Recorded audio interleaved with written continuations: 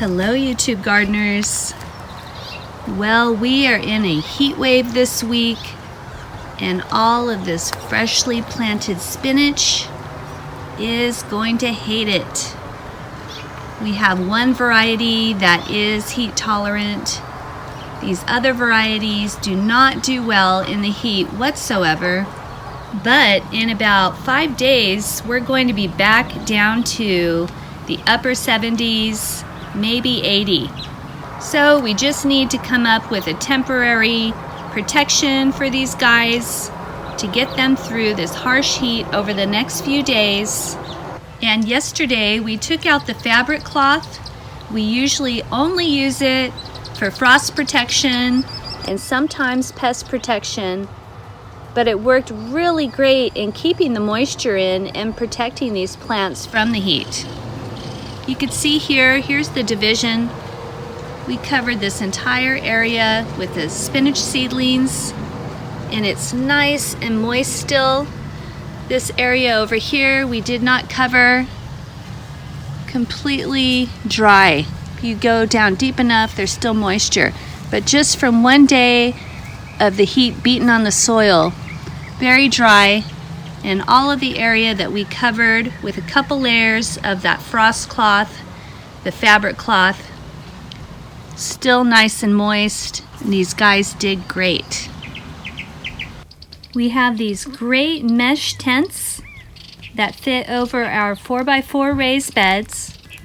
We're using these for pest protection to protect our broccoli, but these guys don't work with our 4x8 beds. We'll be sharing the information on these mesh tents in a future video on how we protect the food we're growing from pests. And we have lots and lots of heavy-duty shade cloths, but these are for later on in the summer.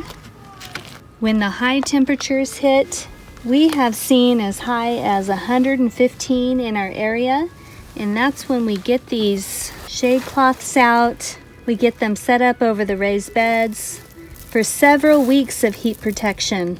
Although when we were investing in these shade cloths, I wish we would have gotten the light tan fabric.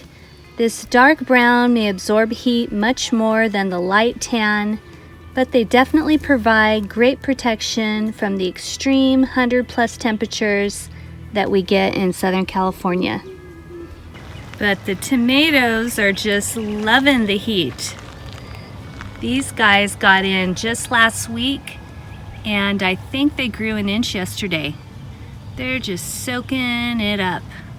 It's time to get these guys thinned out, and I definitely want to get some more husky cherry tomato plants in. We've got a bunch in the greenhouse. These plants are just so hardy. This is the one that grew in the greenhouse for a few months, got transplanted out a couple of weeks ago, and here we are coming into May. We've got a ton of cherry tomatoes, almost ripe. The plant is just beautiful and huge. This is a great variety of tomato plant to grow. And if you've seen our video from a couple of weeks ago on 7 handy tips for growing tomatoes, you'll see how big these guys get. For cherry tomatoes, they're extremely big and they are so sweet and tasty. It's the husky cherry tomato. We're also having to get very creative with the greenhouse. As you can imagine, when we're having 90s, the greenhouse is in the hundreds. So we got a shade cloth up on top. We're gonna put one more today because we're gonna be in the mid-90s. So these guys will still get some light, but it will help cool it down in here. And then of course we have a couple of fans to keep the air circulating and to cool these plants off. We still have some greens in the greenhouse, but as I mentioned, in a few days we're gonna be back in the upper 70s, so these greens are gonna love growing outside. We're definitely not past lettuce season yet, and I have some great varieties that grow well in some of the higher temperatures. So hit the subscribe button and I'll share those seed packet information with you guys. I also have some great varieties of cucumbers that we're growing this year, like this beautiful Diva, and we'll be sharing it all with you. All right, gonna head back over to the raised bed where the spinach is growing and get those guys covered up.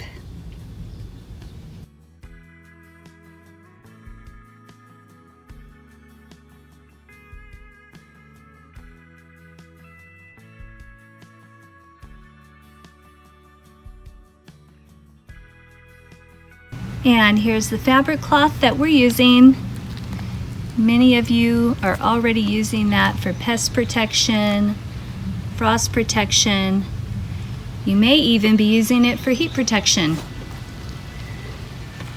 Got the cloth secured down with some of these little stakes because we do get pretty breezy over here. And the little spinach starts are all protected. All right, that's it for now. For more short videos on how to grow food in Southern California, hit the subscribe button. Up next, we'll be sharing the seed packet information on these beautiful Purple Lady bok choys from Rare Seeds. Hope you guys enjoy your weekend and enjoy your garden.